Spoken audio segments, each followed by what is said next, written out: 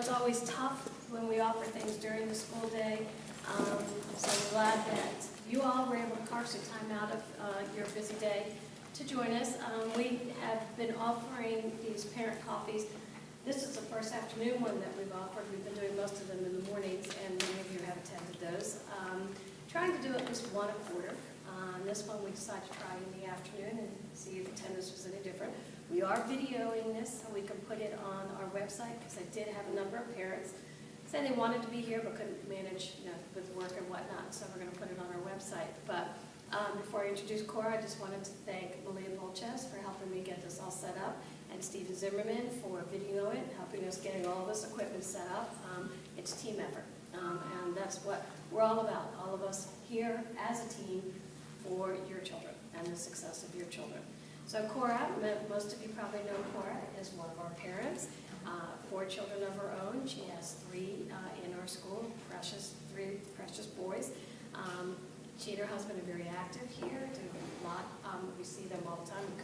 One of our families that we couldn't do without, as many of you are as well. Cora is a psychologist and actually has several of our families as clients. And her practice is right around the corner, right? Yep. So we welcome her and thank her and enjoy. So thank you.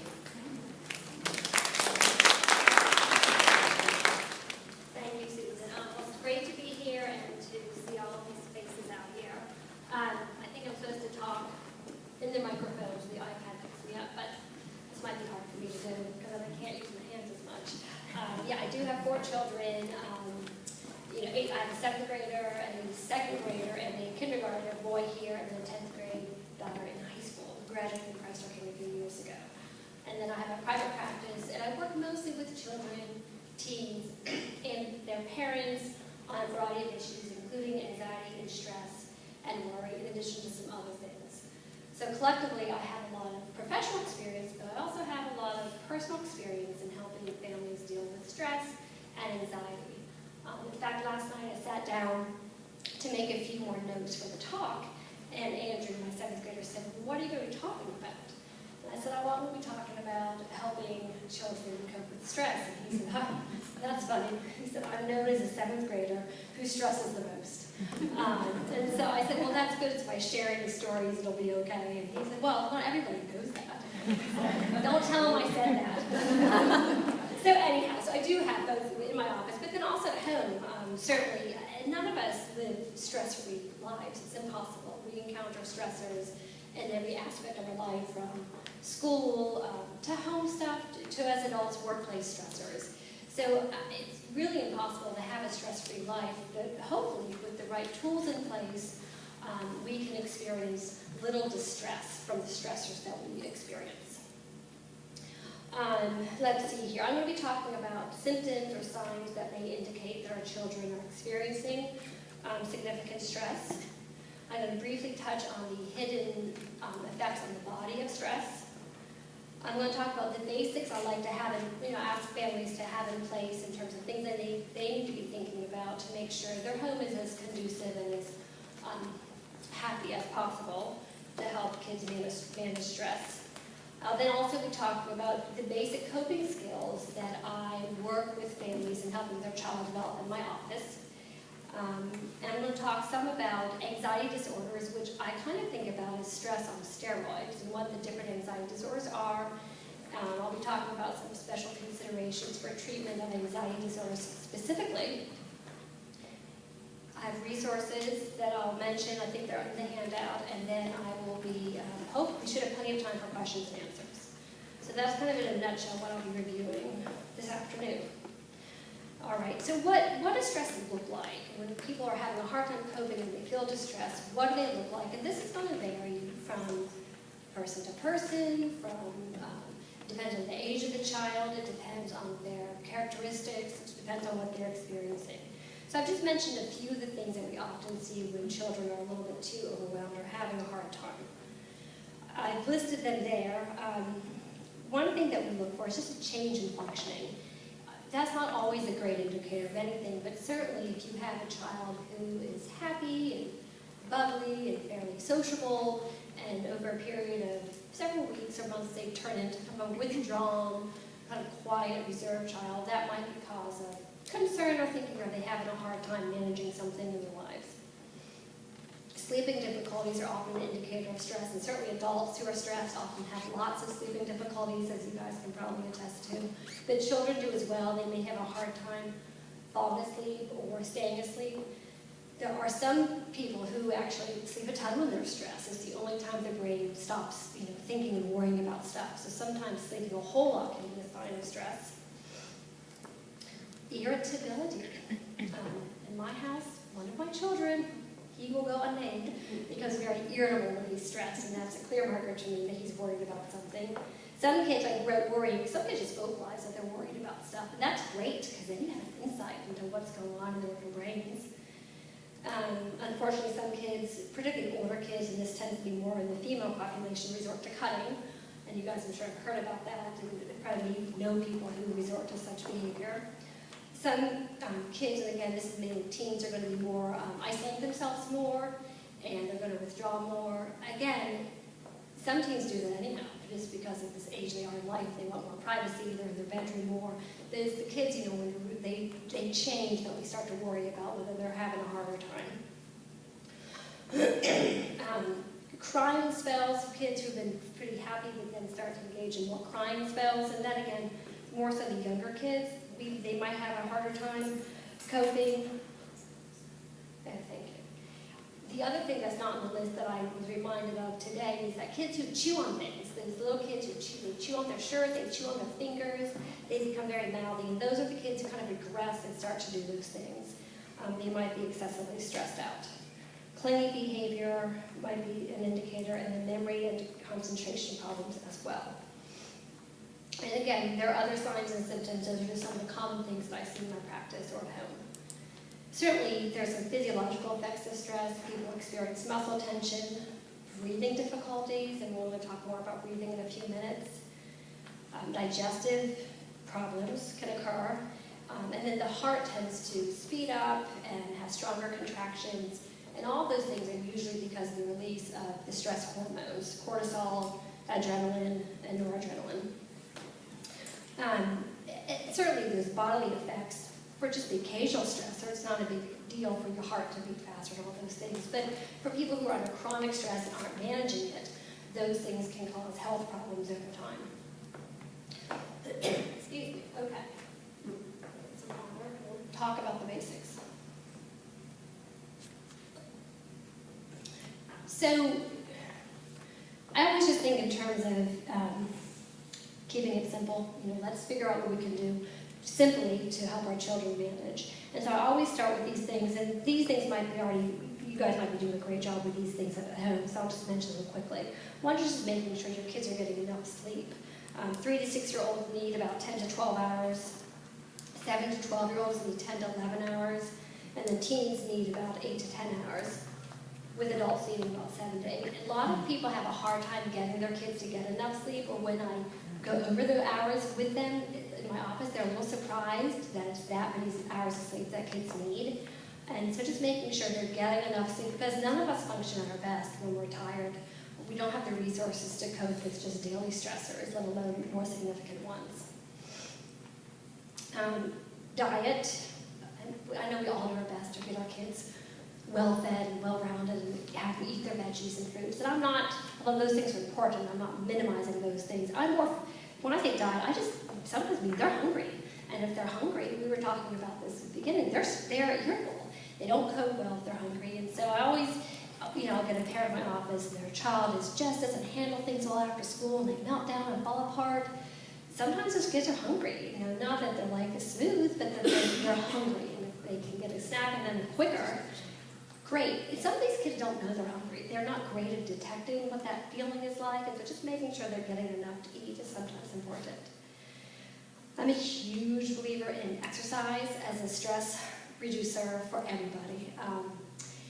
It doesn't have to be, I don't care if it's an organized sport, I don't care if it's going in the backyard and jumping on a trampoline, or riding a bike, dancing, anything, but I'm just a big believer in the benefits to everybody, little, medium, big, on exercise. And so if your kids aren't exercising just as part of their after-school activities, I do encourage you to think, how can we get some more exercise into our schedules? It's just as the research is so clear in terms of the benefits, both on your body, medically, but also mentally on your mental health. And then I have harmony down. Some stress households are just stressful. There's life stressors, there might be marital issues, or an illness, or financial problems. And so there's going to be some stressful nature to the house. We can't always, protect our kids from life or the house being a little bit stressful. And so I do, though, like parents to think about how can we minimize what we have going on at home and the impact that might be having on our child. And sometimes that means taking good care of yourself, making sure that you're doing the best you can to cope with your own stress. I had a couple of moms text me, we're going to talk about moms coping with stress. And certainly that's a piece of it, it's like the whole airplane thing. They tell you if the oxygen masks drop down, make sure you put on yourself first before you put on your child. And I'm a big believer that if you're not at your best mentally, it's really hard to give to your kids in the best possible ways. I'm big on finding time to do your own, whatever makes you feel good in terms of whether that's hopefully a date night is great, getting together with girlfriends, exercising, figuring out how you get enough sleep so you're at your best. So taking care of yourself, I think, is important. The other thing that I want to mention is that a lot of parents forget that kids, their cognitive abilities not like other adults, and so they'll see things on the news or on a fictional TV show that they can't understand. Little kids in particular don't have a great understanding of time and space, so they'll hear about events happening on the other side of the world and not realize it's not next door. And so I do remind parents to be very careful about what type of TV shows or news shows or whatever that you're either listening to or watching, or once in a while there'll be something on the front page of the newspaper that's really terrifying to little kids. I think that a couple years ago there was a guy who got his arm bit off by a crocodile, and it was on the front page of the paper, and I just started covering that paper up so quickly, because little kids, again, that can freak them out unnecessarily. Yeah, exactly, freak me out. All right. Let's see here. Okay, so talked about just what stress can look like, those just signs and symptoms, how it affects the body, and then some basic things to put in place at home.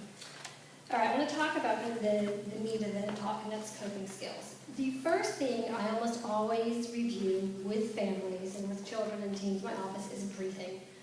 I know everyone knows how to breathe, but when we get stressed, we tend to either hold our breath or we panic. And if you can picture yourself watching a suspenseful movie or TV show, you're not just, what's going to happen next? He's going to come out with a knife. You're like pins and needles. You're holding your breath.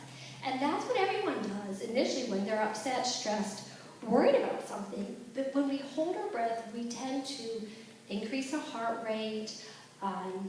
We cognitively aren't thinking as clearly. So we're not at our best when we're not breathing correctly. And that means usually breathing slowly and deeply. So there is in your handout, I think it's actually on the last page, there is something called a belly breathing calendar. So one of the things I teach kids is how to breathe calmly.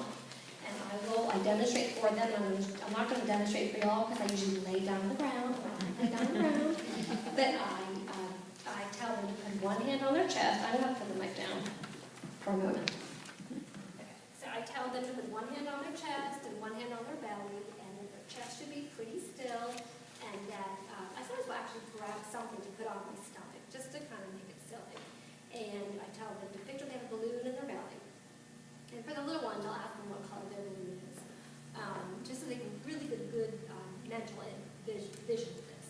And that when they breathe air in, their chest should stay still, but their stomach should rise and fall. It's really hard for me to demonstrate standing out the proper way. I don't know if you all can see anything, but the chest should stay still, and the belly should just go in and out. You can't do it while you're talking. So I show them how to do it, and I have them lay down, and they do it for me. And then I tell them to practice. A lot of kids will go home, they'll come back a few weeks later, the breathing doesn't work, and I tried it before my test or whatever, but I still felt awful. I said, okay, fair enough, tell me how the practice is going, and then look at practice. Like, well, you have to practice. You can't learn something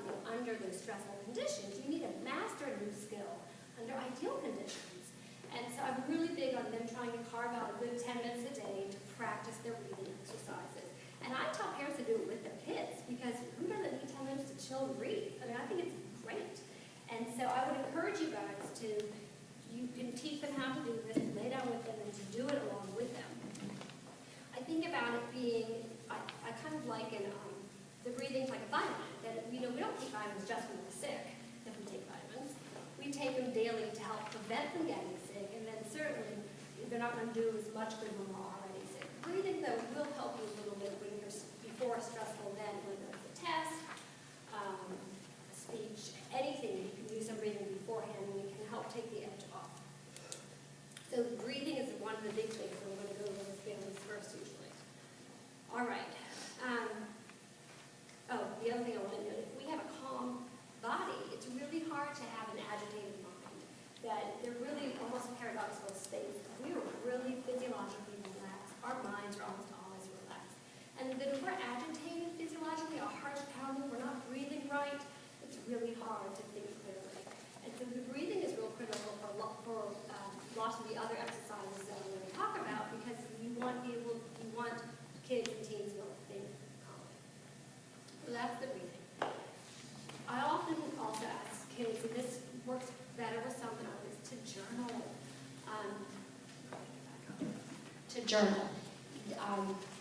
I call it journaling, not a diary, because the boys don't like it being called a diary, although I think Diary of a Ruby Kid has helped my case with that book series. And so, and for little kids, they can draw. They don't have to actually write. And some kids, they want this to be very private. They're worried about their siblings finding it, or they're even worried about their parents reading it. And so I suggest to keep it private. And I tell parents not to read their kid's diary, because nothing will make you more anxious as a parent than reading your kid's diary. So don't read your kid's diary. Let them have it a private thing, have it a private place. For kids who are chronic worriers, we recommend something called worry time. And that is when they have a specified time every day, usually at the end of the day, but not right before bedtime, to spend worrying. 15, 20 minutes, all they can do. They just have to worry that whole time. And so if they have worries throughout the day, they just are supposed to tell themselves, oh no, I can do that during my worry time. And that delay, what it does is it actually forget about it. It's not all the time, but often the delays, so it's no longer an issue, or the situation has come and passed without a problem. So they can use worry time as their journaling time. And again, little kids can draw, older kids can write their stuff out. So that's journal time or worry time. I want to talk for a few minutes about parental response to our children's worries. Sometimes it's really hard to be calm when your kids are upset. That they say something that strikes you in a way, or, I didn't get invited to the birthday party, I don't have any friends. And you're like, what? You didn't get invited? You have no friends? You have to stay calm. That you poker face, game face, that it's all good. It is all okay. So how you respond to your kids is so critical, and sometimes that means you're using coping skills so that you don't react. One of the things I say to families all the time is get the emotion out.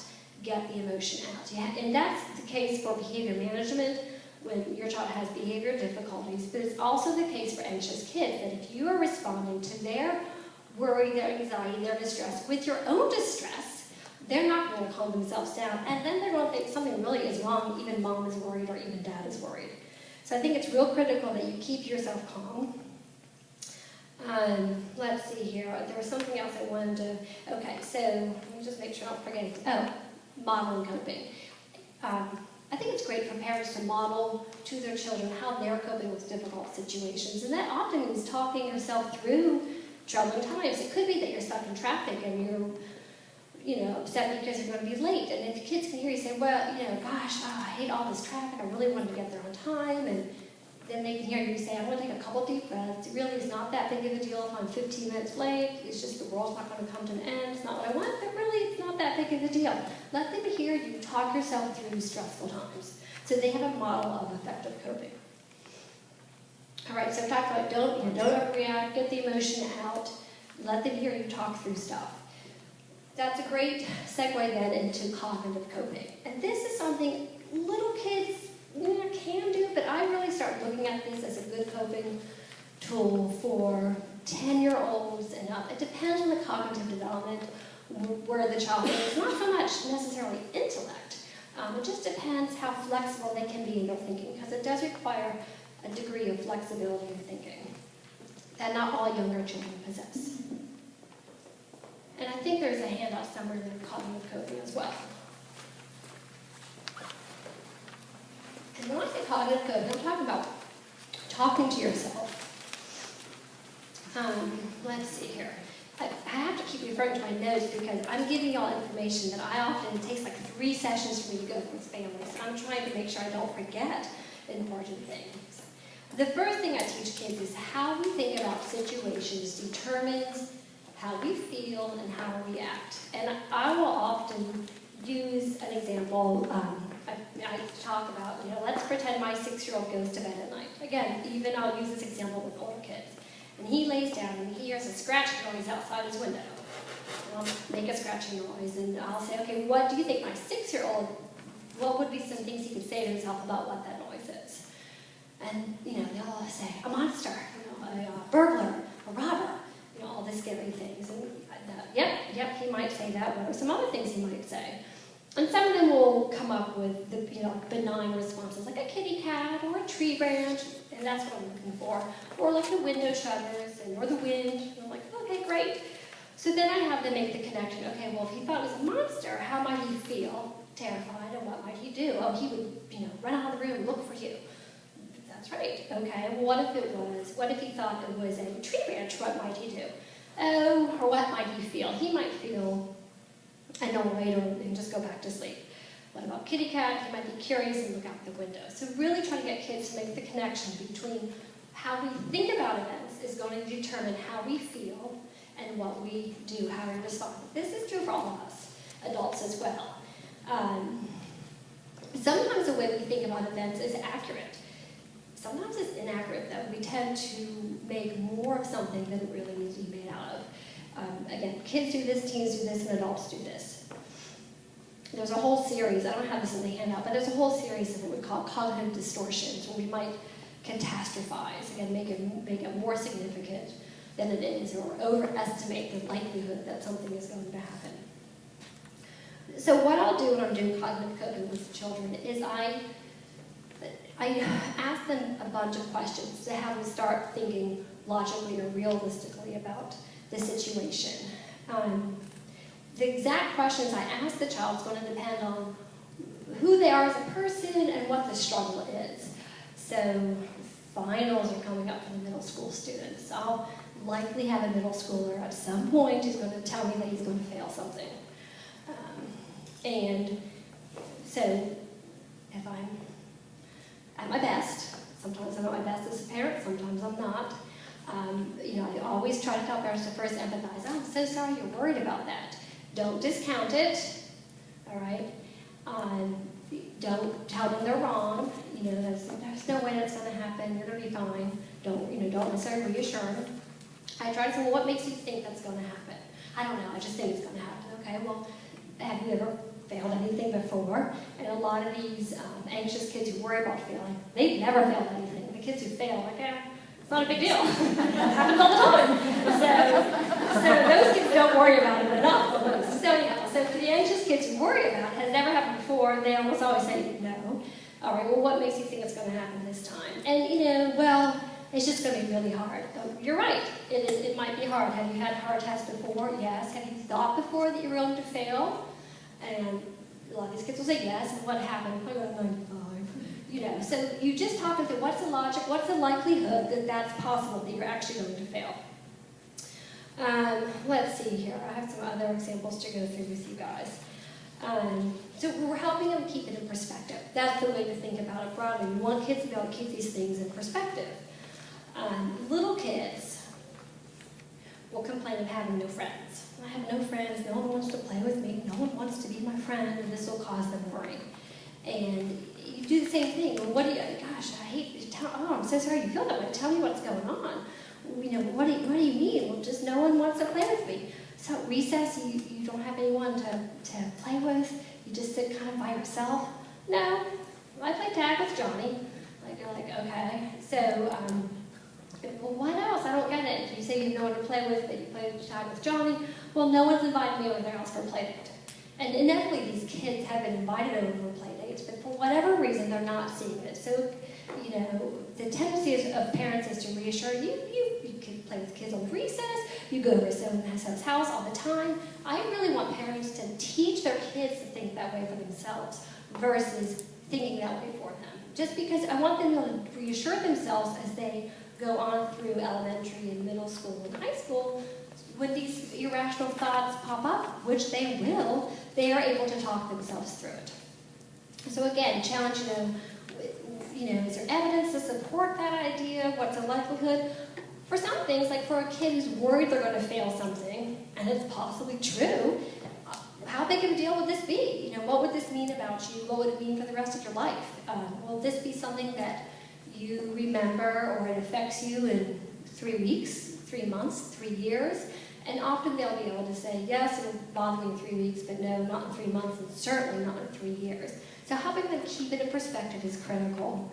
The other thing I do is they'll come in with a worry, like, or be stressed about, let's see here, I'm trying to think of something, not getting picked for, like, the right soccer team. And so they'll be upset about that, or worried, or, I'm not going to make it onto the team, and they might not make it onto the team. Well, how big of a deal would that be on a scale of 0 to 10? They'll say, oh, it'll be a 9. And I'll say, okay, gosh, well, what would be a 10? I don't know, if something happened to my mom or dad, that'd be the worst thing in the world. So I say, okay, so a 10 would be something bad happened to mom or dad, a 9 would be not getting on the soccer team. So it'd just be a little bit worse than something bad happened to mom or dad. And they'll, no, something bad happened to mom or dad is at 15. I say, no, 10 is the highest we can go, that's it. Because it's so funny, they're predictable.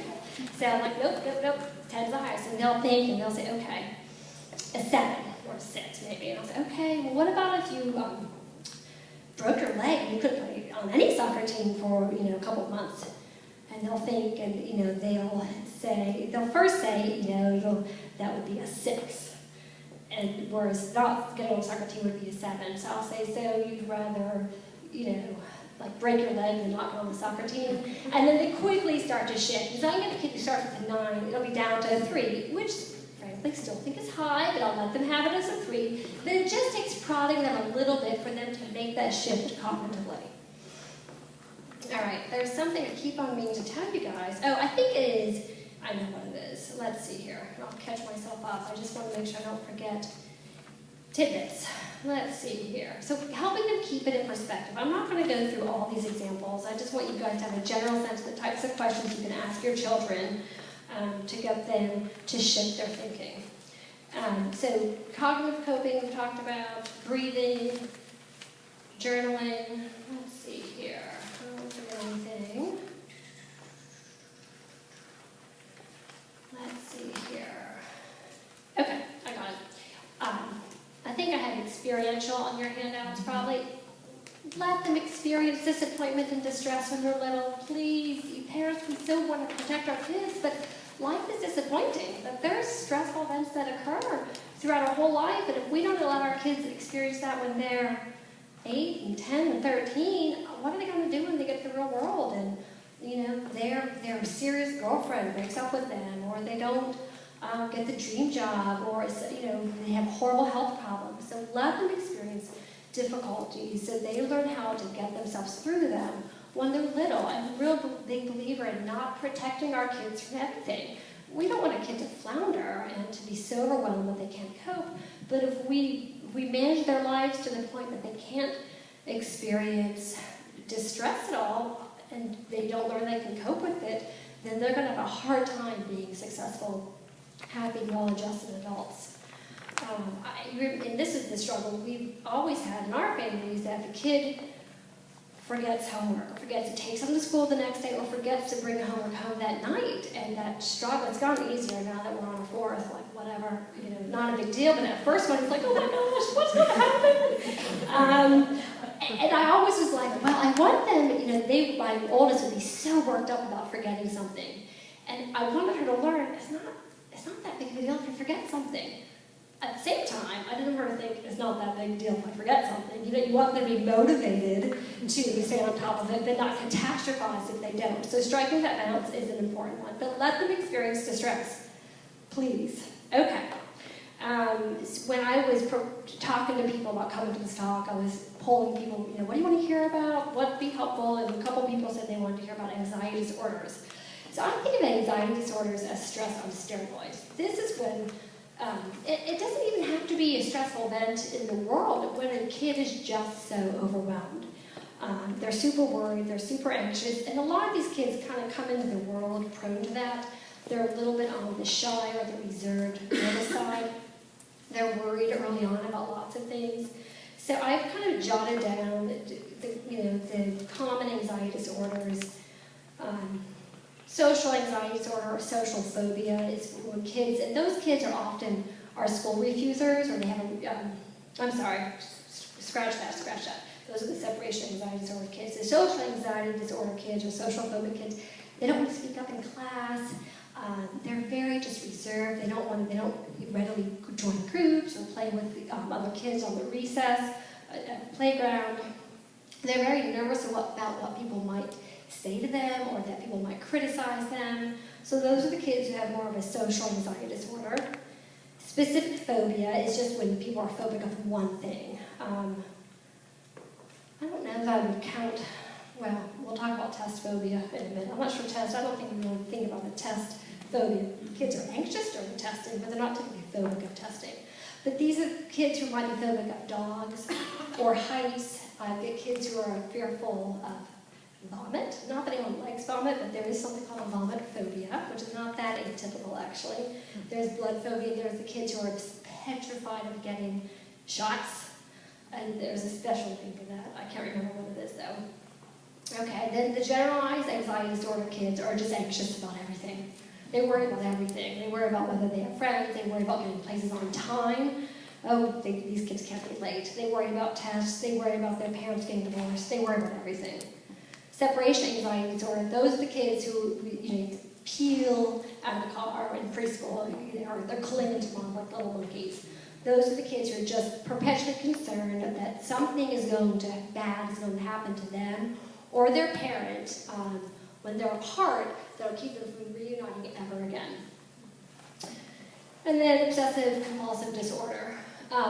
Those are the kids who have the recurring intrusive thoughts about bad things. It could be about germs, about that they forgot something, They often have to engage in compulsive routines to get rid of the thoughts, like they have to wash their hands all the time, or they have to reread, recheck, rewrite. They rewrite, erase, rewrite, OCD.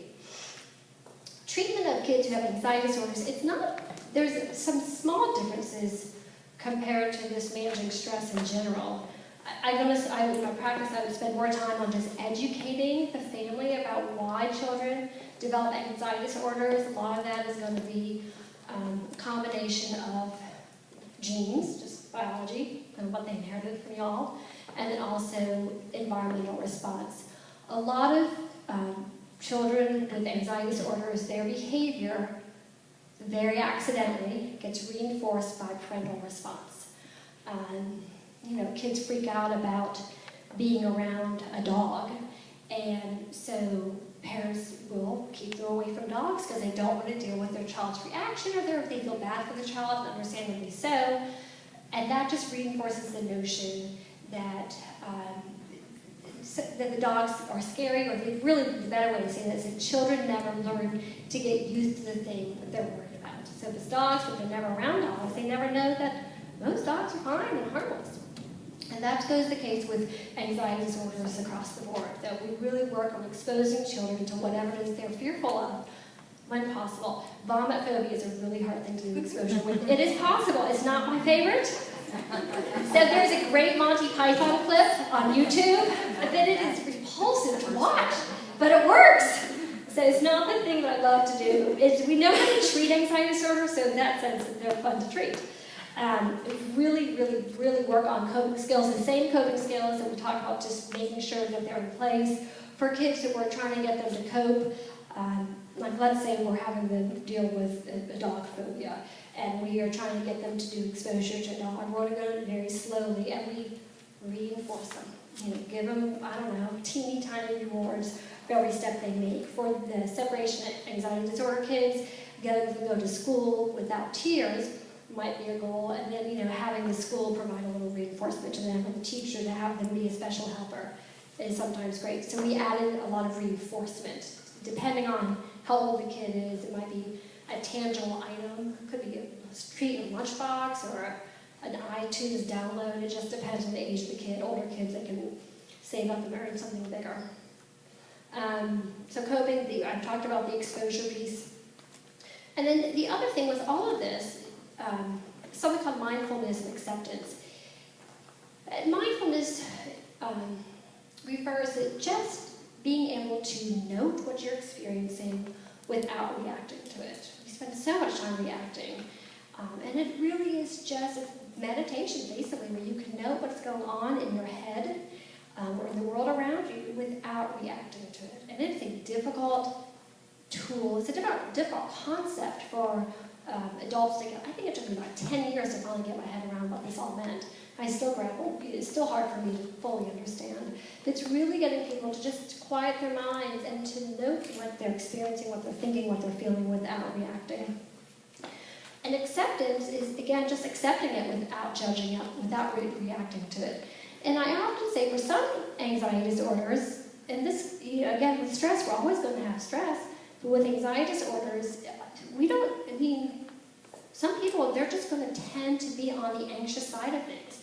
We don't want it to interfere with their life, which is what makes it an anxiety disorder versus just some anxiety. But we know that some kids are just going to be more worked up about stuff. And so helping kids to accept it without suffering from it is sometimes a goal, is that it's okay. Some of these kids are really safe teenagers. It can be a great thing. They're not going to be the ones who are experimenting. They're not going to be the risk takers. But just helping them not get worked up about being worried about something can help. They won't feel as bad. So that's a mindfulness and acceptance. I've included some resources. There's a series of books that I love. I think the age range for the books is 6 to 12. Some 12-year-olds might think, this is so babyish. But it would work for some 12-year-olds. But this is What to Do series. It's what to do when you worry too much, what to do when your brain gets stuck and you dread your bed, or when bad habits like nail biting, all that stuff takes hold. And then there's some apps that I've listed. Smiling Minds, Take a Chill, Kids Feeling, and there's one more. It might be on your list. Thank you. I didn't add it onto mine. And then there's 2 books I've listed. I put The Depression Cure. I just think that's a great book. And that's going to be teens and adults, but it's just a good reminder of some basic stuff to help your mood in general. And it can help with anxiety as well, just in terms of exercise, engaging in competent building activities, making sure you're socializing stuff. So I wrote that down because I just think it's a nice general resource. So that concludes the official presentation. I'm happy to entertain any questions, etc., before we all rush off the carpool line. Let the stress. This is so much easier than being home with the 4 kids and trying to manage it all. So I think that's why I work, just to.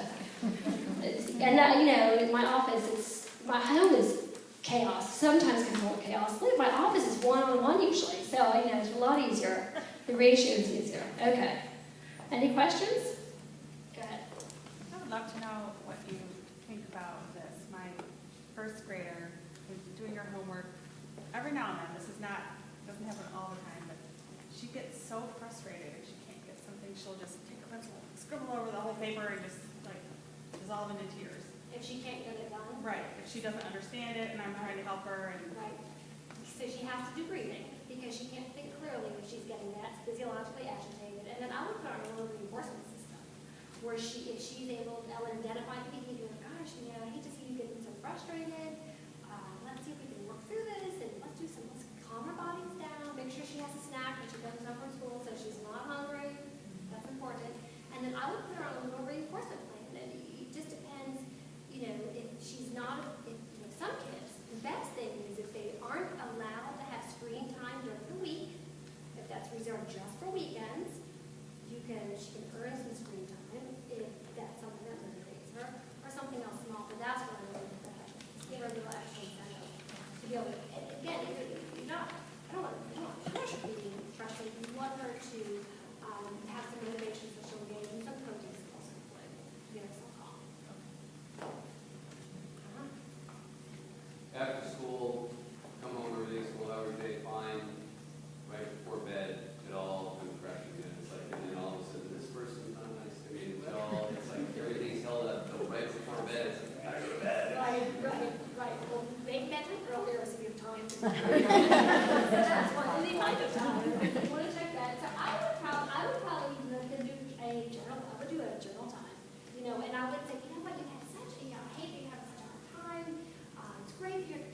Thank you so much for sharing yourself with me. It's awesome you're telling me all this stuff. Reinforce. And say, I think it might be really cool for you to go on a journal about writing a book. Let's get you a cool journal. Not better. And I would try to have with that type of child. I'm assuming it's a slightly older kid, but I might be wrong. Yeah. And so that's what I would do. See if you can get them a little earlier in the day. And I'd say, hey, that you're thinking about this stuff right before bedtime when you want to be calming down. I think this is great. And then we can do it together even. You can dictate or whatever, but I wouldn't do that all the time kind of thing, or something like that. Good question. Other questions? I know we try to use positive reinforcement for everything, but for a couple kids that I work with, and also I have one of my children, has lots of sensory needs, working very hard during the school year to keep it, during the day to keep it together, and then I feel like Comes home. at the end of the day, again, we've got, crunchy snack, trampoline time, big schedule before homework, because trying to kind of feed the body what it needs before starting homework. And I feel like for the most part it goes well, but then when it doesn't, what has worked, which I feel awful about, because I know how hard she's working to keep her self-regulated throughout the day, is a consequence. They get it together. Like if you can't make the right choice right now, you will have a consequence. And I hate to be that way because I understand it but I feel like if I've kept my cool and we've kept I've honored her needs.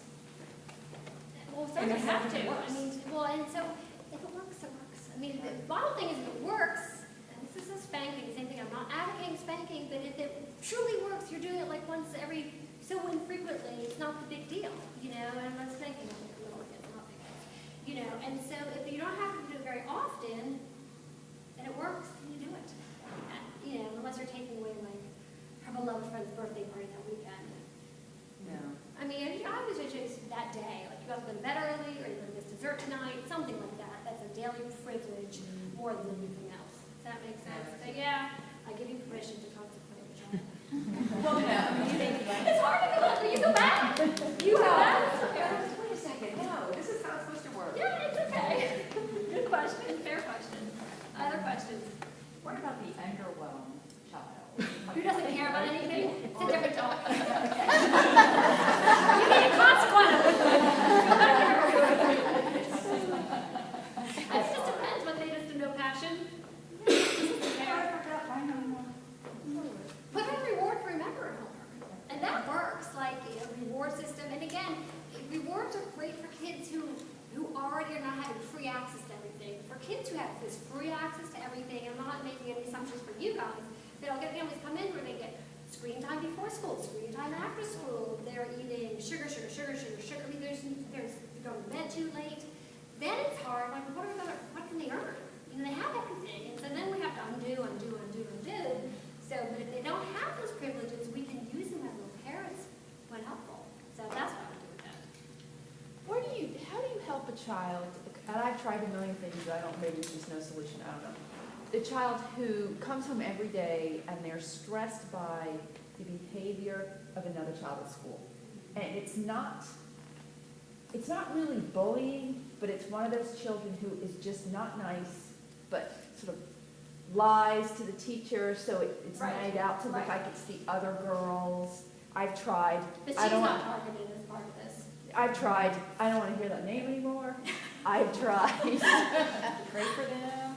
Yeah, I've tried. Give me suggestions. I've tried of how to handle it. What if you ignore it?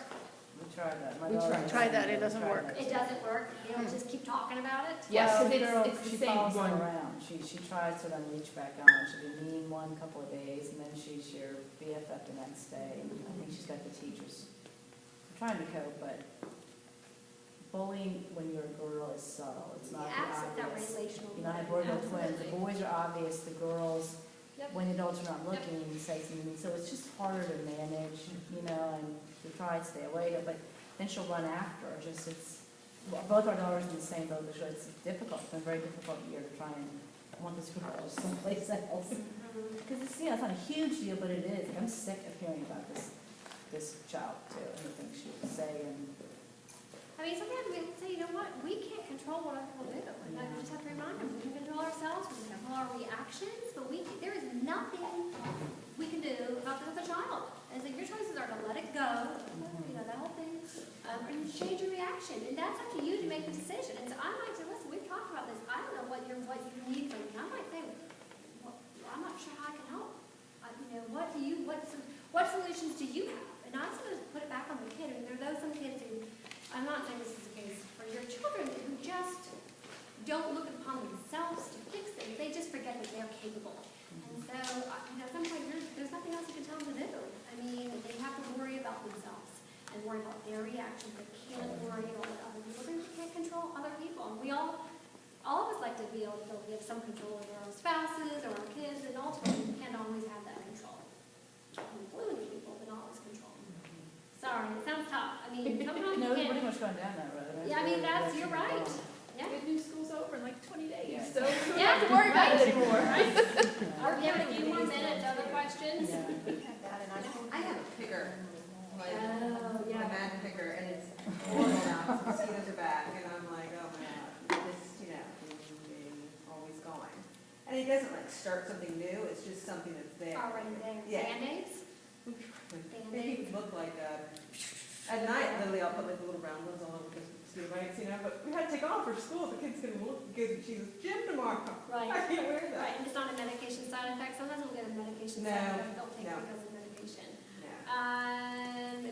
They just enjoy. How about another manipulative to play with? Yeah. Wiki sticks, you know what wiki sticks are? You know, I think they're the same as bender-roos. Y'all remember? Yeah. They're those wax-coated pieces of string. And for fidgety kids, oh my goodness, thank goodness for wiki sticks, because they can ball them up. What are and they bend called? them. Wiki Wiki sticks. I think they're also known as bender-roos, is what a parent told me. And You can buy them at educational stores, wiki sticks. And we used to have Teach over Mount Pleasant, but is it still open? No. So, There's So one what in do you West get? Ashley. West Ashley, online? I get them online. Online. The other thing is, sometimes kids like those, I don't know what they're called, like the coil bracelet that people put keys on. Oh, yeah, I have And- one with me at my school. And they Yeah. have these little plastic parts with, you know, for pick, that you can kind of pick at and stretch. And then pick at it a little bit more and then stretch. Thank you. So that would help for kids. And that's like a hardware store, it's not even. Yeah, like it is. a It's therapy. cute, you're right. Yeah. It's Lowe's. The hair puller? Yeah, if you've got one that pulls their hair out, that would help for that. Just the skin. Try those. Mosquito bites. Other things, other manipulatives, something else keeps those Yeah. hands busy. Yeah. Hands busy. Other questions? Okay. Well, that's delightful. Sure. Thank you.